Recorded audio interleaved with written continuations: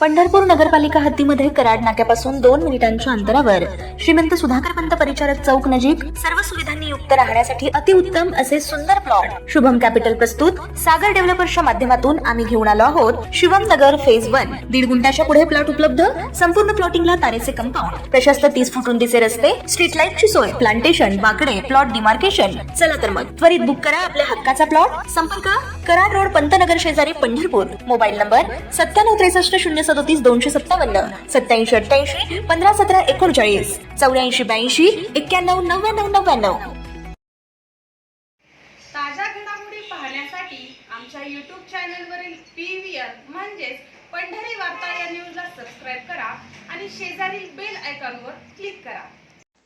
पंढरपूर तालुक्यातील सरकोली येथे भीमा नदी काठावर शेतकरी दत्तात्रय नारायण भुई व अरुण नारायण भुई यांची मालकी वहिवाटीची 1 हेक्टर 20 आर शेतजमीन असून या शेतजमिनीत दत्तात्रय नारायण भुई व अरुण नारायण भुई यांनी ऊस पिकाची लागवड केलेली होती. सदर शेतजमिनीत उभा असलेला ऊस सध्या कारखान्याकडे गाळपास पाठवण्यात योग्य झालाय व कारखान्याकडून सदर ऊसास तोडही देण्यात आलेली आहे. सदर ऊस गाळपास पाठवण्यासाठी सदर दत्तात्रय नारायण भुई व अरुण नारायण भुई यांनी त्यांच्या मालकीच्या गट नंबर 568/2, 568/3 आणि 568/4 व 568/5 अशा एकूण 1 हेक्टर 20 आर शेतजमिनीसाठी रस्ता मिळावा अशी मागणी तहसीलदार पंढरपूर यांच्याकडे अर्जाद्वारे केलेली आहे.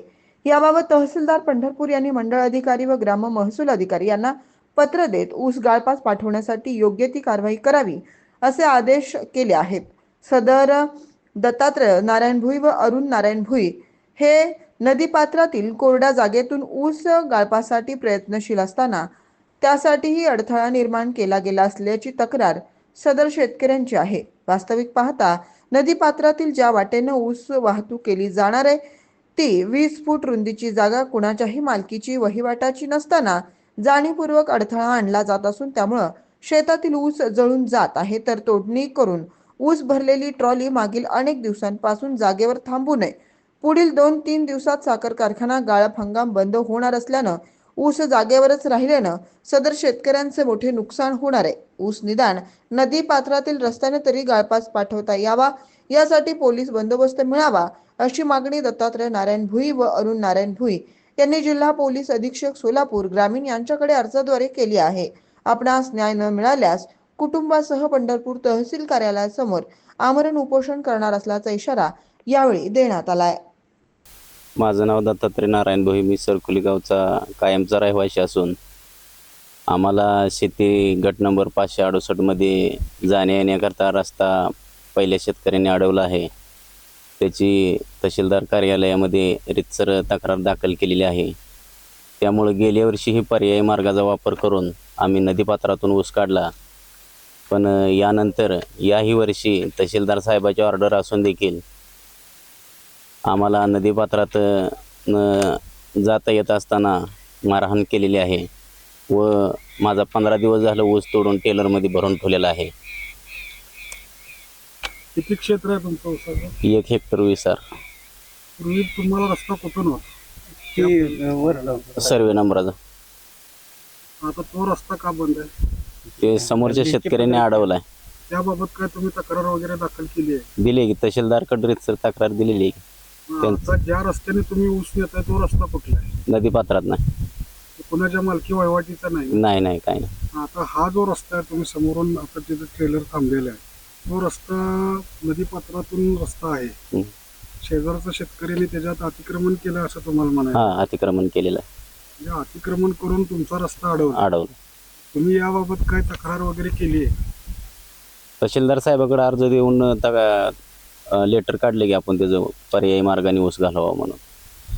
मग त्यांच्याकडून काय आदेश वगैरे काय सूचना झाल्या तर पण त्यांनी पोलीस डिपार्टमेंटचे मागितलं होतं. मी तीही सोलापूरला दिलेलं आहे. पण पोलीस संरक्षणाची मागणी केलेली आहे का तुम्ही? केलेली आहे. कुठं केलेली आहे? सोलापूरला. काय झालं, मिळालं नाही का संरक्षण? त्यांचं ते पॅड आलं नसल्यामुळं त्यांनी ते तकप ठेवले. आता हा ऊस तुटून पडलेला आहे, ऊस जळून जात आहे असं तुम्ही म्हणता. माझं लाकूड. जाऊन भेटला नाही का की आमचा ऊस जळून चाललाय आणि होय भेटलो की, प्रत्यक्ष भेटलो, मी अर्ज दावलं. आता 2 दिवसावर कारखाना बंद पडणार आहे, तर माझा ऊस जर नाही गेला तर माझी कुटुंबाची उपजीविका कशानं करायची. याबाबत काय आंदोलनाचा इशारा वगैरे तुम्ही दिलाय? उपोषणाला बसायचं तहसीलदार साहेब आहे तिथं. अशा वेळी तुम्ही काय जी रीतसर जी काही अर्ज दिलेले आहेत, विनंती अर्ज केलेले आहेत, संरक्षणाची मागणी केलेली आहे, यावर कार्यवाही न झाल्यास तुम्ही उपोषण करणार? उपोषण करणार, पंढरपूर तहसील करायचं. साधारणतः किती टन ऊस जाईल अशी अपेक्षा आहे? 50 एक टन जाईल. हे तुमचं नुकसान होणार. हा, आणि तोडून त्याला 15 दिवस 10 दिवस होऊन गेलं. भरून आज ट्रॅक्टर 4-5 दिवस जागेला जा. हा जो रस्ता अडवलेला आहे तुमचा, हा रस्ता कुठलाच्या मालकीचा वहिवाटीचा नाही, नदीपात्रात रस्ता तुम्ही पर्यायी म्हणून काढला. पर्यायी मार्गानं आणि तो रस्ता देखील आता अडवलेला आहे आणि म्हणजे तुमच्या शेतीला जायला अधिकृत रस्ता आता कुठलाच उपलब्ध उपलब्ध नाही. आणि नदीनं जाताना देखील अडवते ती, मारते ती. त्या दिवशी आम्हाला ट्रॅक्टर का अडवला म्हणल्यावर चौघाला बी मारले. तुम्ही काय पोलीस तक्रार वगैरे दिले गिरीत सर, तक्रार ही दिली सगळं. आमचा 1 हेक्टर 20 आर इथं ऊस आहे आणि तो ऊस आता सध्या वाटेविना रानात पडूनच आहे. आणि तो जर नाही ऊस गेला तर आमच्या उपजीविकेचं असेल, मुलांचं शिक्षण असेल, दवा पाणी असेल किंवा उपजीविकेचं पुढील वर्षाचं साधन असेल, ही काही उपलब्ध नाही. आणि त्यामुळे आम्हाला उपासमारीची पाळी येऊ शकते.